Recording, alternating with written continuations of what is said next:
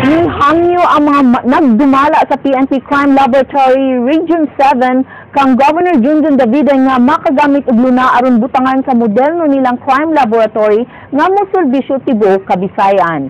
King Perez, Suginlimin. Tinguha karon sa Police Crime Laboratory Region 7 nga makabalhin na og mas dakong buhatan kini subay sa mando sa Camp Crame nga sentro dinhi sa Sugbo ang tanang mga susihunon nga ebidensya sa tibuok Kabisayan. Kasamtangang nahimutang ang ilang buhatan sa Camp Sotero Cabahug, di nahimutang ang mga buhatan sa Cebu City Police. Mao nga mibisita ang mga kadagpuan sa Crime Lab kang Governor Junjun Davide aron mohangyo nga mogamit sa 1,000 square meters nga luna nga gipanagiya sa Kapitolyo sa Sudlon Compound. Ang capability nito will be the same as Crame. Kung musugot ang Kapitolyo, dili na unya kinahanglang dado ng mga ebidensya sa kauluhan sama sa pagbutang og DNA facility. At saka kasi ang evidence, ini-expose mo sa risk kapag binabiyahe mo. Kasi ang crime lab, ang gusto namin, huwag masyadong ibabiyahe ang mga evidence. Kung malapit, the mirror, the better. Kasi evidence yan. Suportado sa gobernador ang plano sa Crime Lab 7 apan magagad pa siya sa Provincial Board. Tinguha sa Crime Lab nga masugdan ang pagtukod sa bagong buhatan karong tuiga. I will have to secure authority from the Provincial Board. King Perez, News 5. Garbo karon sa kapulisan sa Dakbayan sa Sugbo nga malakip ang duha sa labing banggiita nilang kaubang pulis nga nalakip sa top 10 most outstanding police women of the Philippines. Andrea Patenya, Suginlimin. Kung ang pagkapulis na gani ang hisgutan, kasagaran sa musud sa una-huna sa kadaghanan, mawang imahin sa mga lalaki. Apanwa na sayod ang uban nga lakip sa kalampusan sa police force sa nasud ang mga aktibo o ngilngig ng mga police women. Nitong Enero 23, duha sa mga babaeng pulis dinhi sa Dakbayan sa Sugbo ang nasud sa top 10 most outstanding police women of the Philippines. Sila si Homicide Investigator SPO1 Ruth Violango ug si Police Inspector Arieza Velasco Otida, ang hepe sa Pre-Charge Investigation Section sa Investigation and Detective Management Branch kun IDMB sa Cebu City Police Office. Gikan sa kapin 40 ka mga pulis nga gipang-endorse alang sa maong pagpangita, gihashasan sila og nahimong 22 ka finalists ug dinhi gikuha ang top 10 diin kini ang mga pulis nga dunay labing daghang kalampusan ug grabing dedikasyon sa ilang gisilbihang departamento. Asoy sa duha ka awardees, wa sila magdahom nga mahimo silang pulis. Si Inspector Otida kinsa na po katuig na sa serbisyo, buot untang mahimong reporter.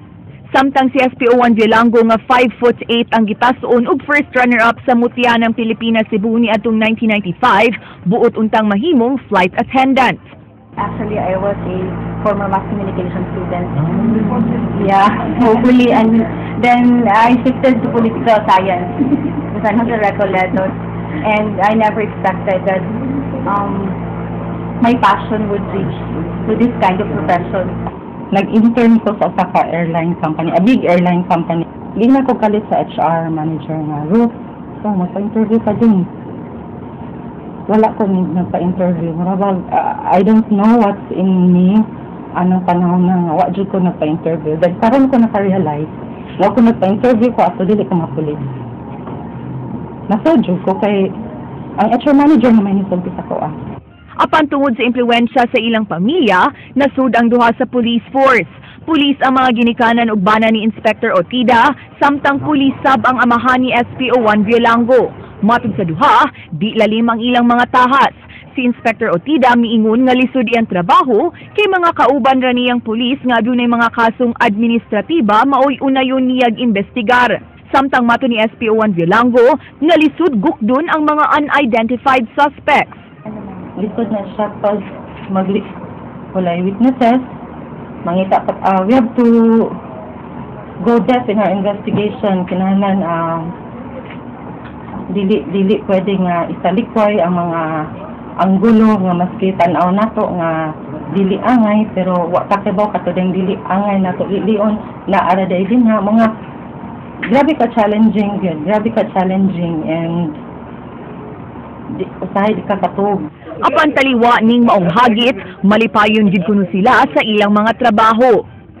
Actually, the profession itself to be a police officer is already a fulfillment. there are few people who are chosen siguro to be in this kind of profession, considering that the profession is very risky. At the same time, it needs a lot of skills. Trophy, plaque, kalibre 45 nga pistola ug 30,000 pesos mo'y ganti nga nakuha sa mga awardees. Giingon nga kining tanan, halad nila sa ilang mga pamilya. Daghan pa ang buot kabuuton sa duha, sama ni SP1 Vilango nga nangandoy nga mahimong hepe sa homicide. Then, kinahanglan ang babae double effort. Kaya namagod ni na-stereotype namagod nga mga positions diri pero mga laki. Kami sa mga babae double effort po. Andrea Patenia, News 5. Gibuksan ang Provincial Sports and Cultural Festival sa Cebu Technological University sa lungsod Siargao alas 3 hapon ni atong Domingo. Kini gisalmutan sa mga atleta gikan sa 42 ka mga munisipyo sa probinsya sa Subo nga musangka sa 17 ka mga sports events. Madinsabang Suginlimi. Mas daghang atleta ang misalmot karong tuiga kun itandi sa miaging tuig nga miabot sa kapin 10,000 kun itandi sa miaging tuig nga anaa lang sa kapin 9,000 ka mga atleta. Labing dako nga delegasyon ang lungsod sa Balamban nga dunay dulan 700 ka mga atleta, samtang labing menos ang lungsod sa Hinatilan nga dunay 79.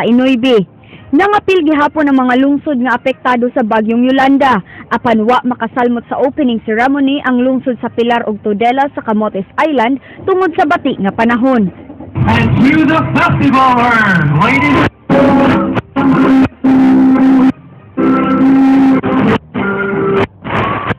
and gentlemen.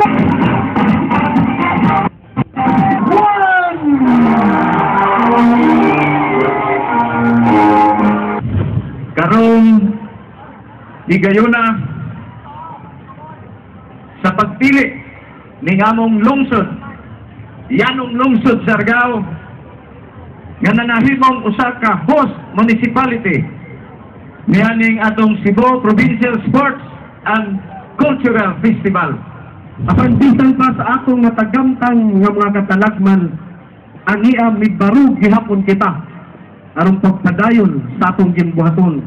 Dili ang tanan mahimong kampiyon. Apan ang inyong pagsalmot karong tuiga sa Provincial Sports and Cultural Festival nato alang kanako kadaugan ng daan. Hangtod karong Huwebes, Enero 30 ang provincial meet nga dunay 17 ka mga sports events diin ang mga mananaog may musangka sa umaabot nga CBRAA kon Central Visayas Regional Athletic Association meet. Mao nga wa mosugot ang tagduma niini sa sugyot sa League of Municipalities na isibog ang schedule sa provincial meet sunod buwan. Kami ni-insist na di nagtud kay ang CBRAA is to be held this coming February 8 to 14. So lisod na. Kung February pa 21, humanang CBRAA. Tinguha sa Cebu Provincial Division nga kabuton ang kampyonato kay sud sa unong katuig, second placer lang ang lalawigan. Usa lang ang Cebu Province Division sa 19 ka mga athletic divisions na mosangka sa CBRAA. That would be a manifestation that finally sila jud at least dunay capability to work to come up with that level. Hopefully. Madin Sabang, News 5. Managsuon nga nailo na sa ilang mga ginikanan, natabangan. Lisod ng daan ang ilang kahimtang diyang wala pa mahapak ang bagyo sa magang tuig. Apan ang kalamidad mo'y nagdala sa mga grasya, human na matikdan ang dugay na nilang pait nga kahimtang. Leslie Caminada Vistil, Suginlimi. Dinhi sa sirkulo sa Barangay Tikad sa lungsod sa Bantayan, dili tanang panimalay ginama sa kahoy ug simento. Kining usa ka panimay dili gani matawag og payag-payag kay ginama lang ni sa bisan unsang materyales nga mapuslan aron mahimong atupog bungbong. 7 ka managsuon nga batanon nga wa nay ginikanan ang nagpasilong dinhi. Human sa bagyong Yolanda, may samot nga wa na mahitsurang ilang gipuy-an. So naman makabalay na kami.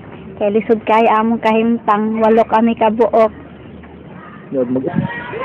Aron matubag ang ilang pang-adlaw-adlaw nga panginahanglan, tanang klase sa panginabuhian ang ilang isudlan.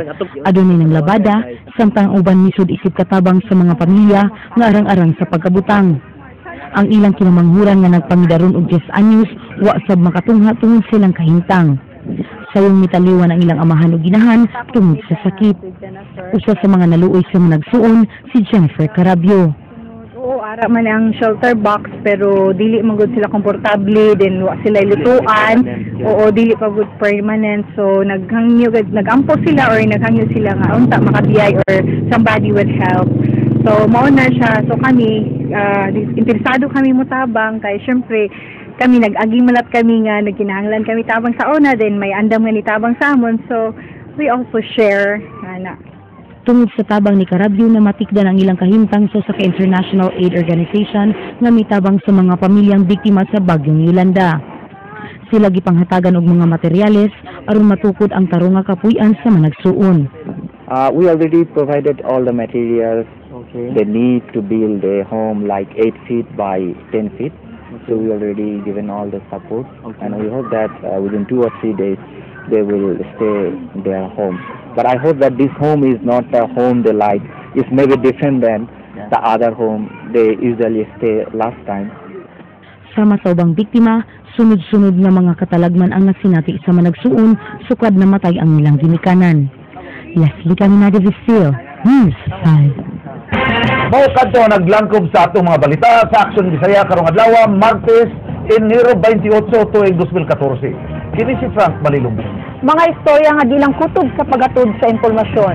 Musunod na ang Action Prime. Daghang salamat, ako si Georgia Herrera. Tungod kila mo pa sa balita, Action!